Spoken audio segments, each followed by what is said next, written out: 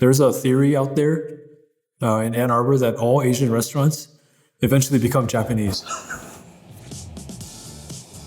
I'm a battery cell engineer, electric vehicles, electric commercial vehicles, grid applications, things like that. There's no chef in my family. I don't have recipes handed down to me from generations and generations above me. First thing I cooked was jjajangmyeon. Back then I didn't quite understand like the basic fundamentals of like water generation from onions or from cabbages. I didn't understand. So many levels of inexperience stacked up together when I first started cooking. I've been cooking for my church for 7 years now. When it's a church event and the goal is to bring people together and feel like a community, I'll cook for like 20, 30 people. And then for events, it'll be like 80 people or more. I really enjoy serving food to people. It's more genuine, be able to eat homemade food, or when people are in college and they're away from home, it's great to get something that's not from the dining hall. This is called Lu Rou Fan, which is Taiwanese braised pork. I had it when I was in China. I wanted to cook it, so I found this Instant Pot recipe.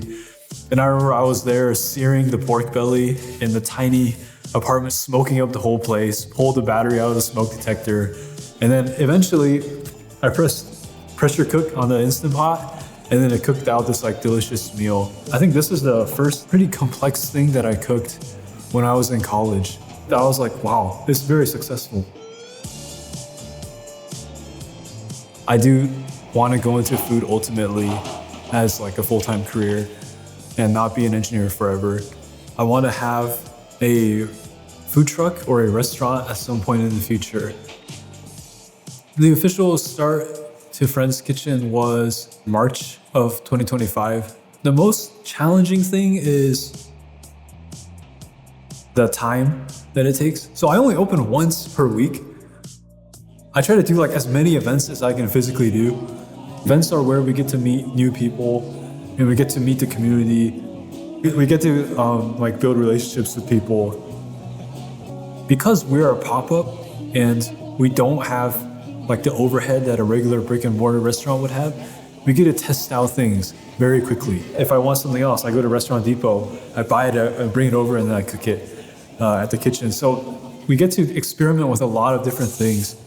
And we get to cook really authentic things the way that we want to. I think some restaurants have to adapt to the clientele. The flavors end up kind of changing over time, but it's great to be able to cook authentic food without any handcuffs on your stuff. And I come up with something that I think people will like. I've never been in one place for more than 2 years at a time. Growing up, I moved around quite a lot in Southern California, China, and then Michigan for a year, and then back to Southern California. But I moved schools a lot. At a certain point, I became ingrained in the community in Michigan. And then now I'm here. I've been here for so long that I want to build roots and invest in the community and get to know people and then stay here for long, long term. And because of that, I felt like it's stable enough to build something here. It's actually been a lot better than I expected. And then a lot of people know what Friend's Kitchen is now. So I'm actually pretty happy about that. I hope as time continues that Friend's Kitchen can become known by more people, but not necessarily have to scale up that fast because I'm afraid of going bankrupt.